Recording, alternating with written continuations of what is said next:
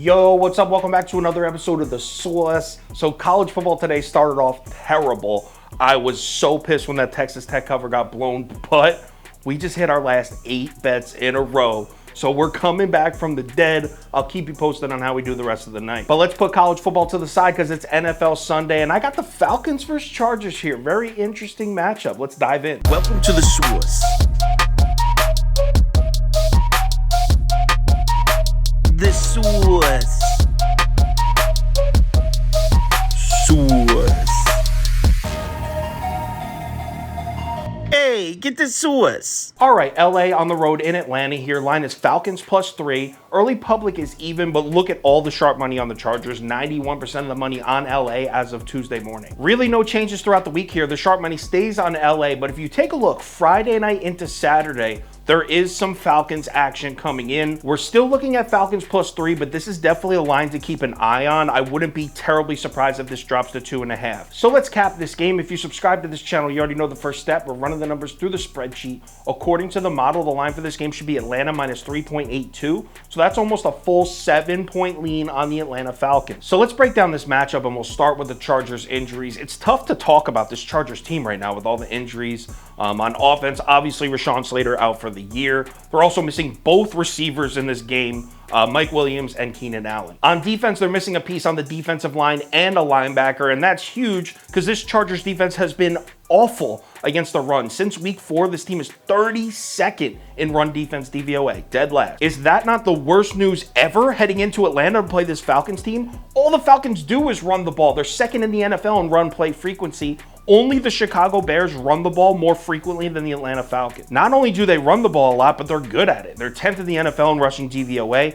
The offensive line is 11th in the NFL in average line yards. I don't know how this Chargers defense plans on getting the Falcons offense off the field. Want to know how the Atlanta Falcons have covered so many spreads this year? That's how. They're 31st in the NFL in pace of play. This team takes their time, runs the shit out of the ball, stays on the field, eats clock. The Chargers might have the worst run defense in the NFL. But there is some good news for Chargers fans or Chargers bettors. The Falcons defense is hilariously bad. I mean, PJ Walker just cooked them. Ready for some Falcons defensive numbers? 31st in EPA per play, 31st in defensive DVOA, 30th against the pass, 26th against the rush. Pretty much any defensive analytics that you look at, the Falcons are towards the rock bottom. But here's the thing, the Chargers offense doesn't even look much better than the Falcons defense. It has no run game whatsoever, 28th in rushing DVOA. The Chargers don't have a run game. The offensive line is creating no space, 29th in average line yards. And I know you're probably thinking, yo, Sauce, the Chargers are a passing team though, so who cares about the running stats?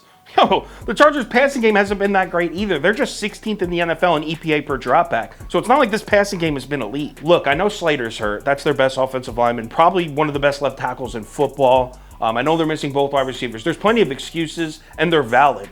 But the truth is, Justin Herbert really hasn't been that good this year. Did you know he's 31st in the NFL in average air yards per attempt? He's not throwing the ball downfield. This was supposed to be one of the best quarterbacks in football. 31st in average air yards per attempt. This is supposed to be one of the most gifted arms in the NFL. A little off topic, but do you want to know who's first in average air yards per attempt? Marcus Mariota. Marcus is not scared to take shots down the field, and it's been working a little bit. I mean, the passing game hasn't been great, but they've made some plays. This Chargers defense, 28th in deep ball DVOA. They've been bad against the deep pass. So not only should the Falcons be able to run the ball on the Chargers, but there might be some shots down the field for Mariota to take, which is why there's no way I cannot bet the Falcons. Like, getting 3 points at home, I think the Falcons are going to win this game. And look, I'm not hating on Justin Herbert, but the truth is he's not playing that well. He might be a little hurt with his ribs, and he just doesn't have the help. I'm on Atlanta +3. Lock that in. If anything changes with this bet, I'll let you know on Twitter, so give me a follow there if you're interested. Also, if you want the final tickets that I do on Sundays, which is bet of the day, top 7 bets, underdogs of the day, parlays of the day, that kind of stuff, head over to KyleKirms.com or download the Sauce Network app. NFL Sunday is here. Let's have a good one. We've had 2 green Sundays in a row. Let's keep it rolling. I want a big one, though. I haven't had like a monster day this NFL season yet, and I want it today.